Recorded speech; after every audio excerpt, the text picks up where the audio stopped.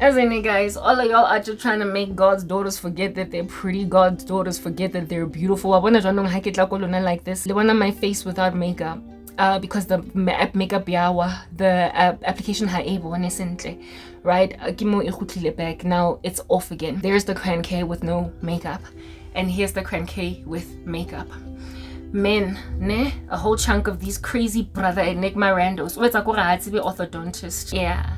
I saying hore nna mo strateng e tshwantse ke kene mo jarateng ke le so ya monna fella, just like this and never like this, because like this I'm going to hell. You know, the Bible, Christ, when he was walking these streets, rebuked the Pharisees and said, woe to you Pharisees, you teachers of the law, you are careful to clean the cup on the inside, while outside you're like rotten man's bones, etc. Basically, the Lord rebuked the Pharisees hotly and handsomely.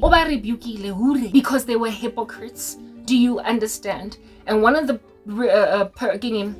rebukes that Christ rebuked the Pharisees concerning was the fact that they're careful to clean the cup on the inside. They're like rotten men's bones. They're like whitewashed tombs, right? They've got greed and all manner and kinds of wickedness. You're gonna have to go and read the 7 woes. He calls them whitewashed tombs. He calls them all different kinds of things. And one of the things that he says in so stating is that what makes a man unclean, or a person unclean, a woman unclean, it's not so much what goes in their bodies. When they were also lamenting, he's like, what goes in the body, but like ceremonial washing of hands before eating. He's like, what makes a body healthy, what makes a person healthy spiritually is not so much what goes inside their mouths, but what comes from their hearts. Even the Bible says, from the abundance of the heart, the mouth speaks.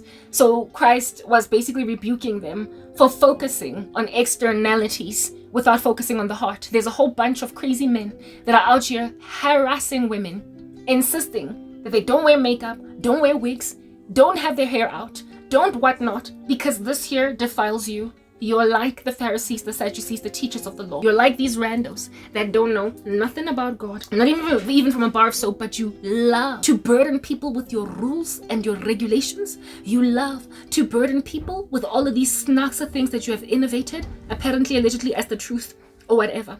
You love to do this to people. Women, until abafazi bakhona are in bondage. They're in chains. They have felt like they need to conceal because you said so when you're evil.